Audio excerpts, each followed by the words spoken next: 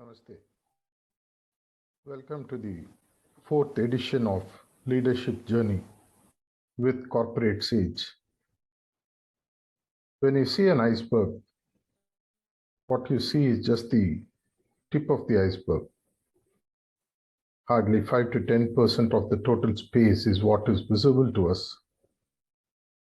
But the real depth of the iceberg and what kind of an impact it has on the oncoming ships is only to be gauged by the 90% that is hidden from the normal eyesight.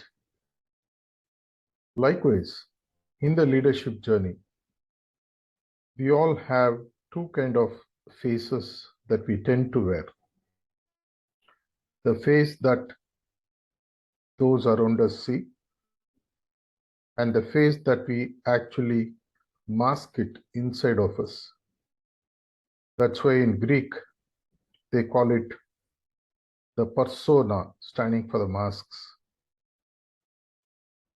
The more difficult it is for the people around us to gauge what we are, the more difficult it becomes for them to be natural with us, and hence inhibits them from giving their best. When it comes to the normal leadership behavior, there are, as I said, two faces that we tend to wear. One I call as the monitored face or the monitored response. Assuming you are driving in heavy traffic, either in your car or in a two-wheeler or whatever, you are rushed to reach a space before a given time. There is a red signal and maybe there is a cop standing there. Would you skip the signal and still rush to your place? Most probably not, because of the basic human tendency of how we tend to behave when we are actually watched, or when we think we are being watched. Maybe there is a CCTV camera out there. If you're working in an office space and if you're doing some work, there could be an audit trail which comes up later, which you are aware of. In situations when a person considered to be a leader, hoping to display leadership capacities and capabilities, behaves in a certain way because somebody is watching, it is called as monitored response. Let's flip it a bit. You are in the middle of the night, rushing somewhere. There is no traffic on the road. There are no cops, apparently no CCTV cameras. And there is a red signal. What do you tend to do? Whenever I ask this question in leadership sessions, almost 95% of the responses, I would jump the signal. That's why there's a beautiful saying in English, character is what you are in the dark. This second response is what I would call as unmonitored response. What would you do when you are very certain that nobody is watching you? Or maybe you think nobody is watching you. That's when our subconscious response or our natural response tends to come out.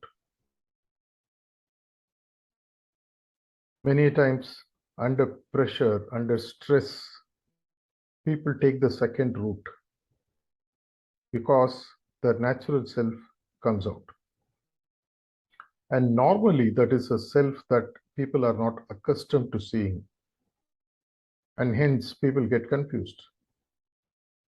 Leadership journey is all about matching the monitored and the unmonitored.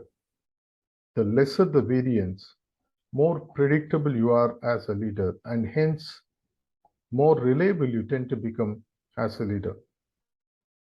People will count on how you respond, irrespective of what the situation is.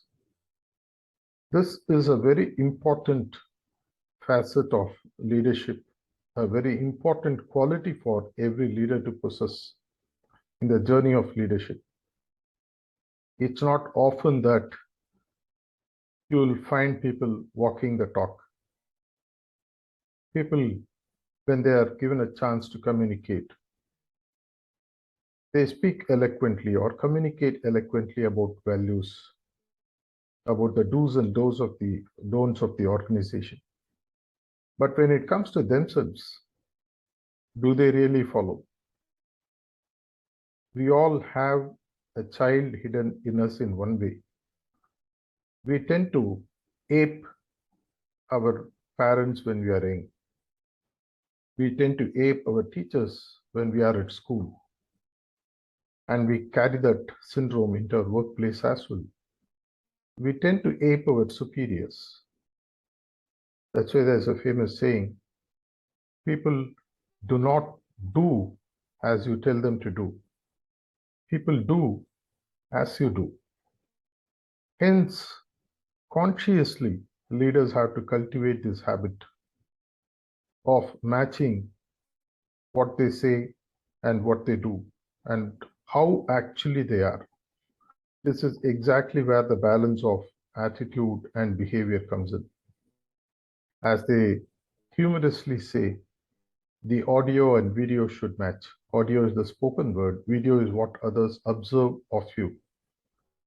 If you are able to do that, you will inspire trust, you will inspire confidence in people. The TAT framework that I spoke about in the earlier episodes would start taking shape. Time for you to think. What kind of leader are you? Do you talk something and then do something else? Or how you think and what you do matches, if not exactly, to a great extent. If you do that, you have taken some major strides in your growth in the leadership journey and as a leader. Something for you to think and work on. See you soon in the next episode. Thank you.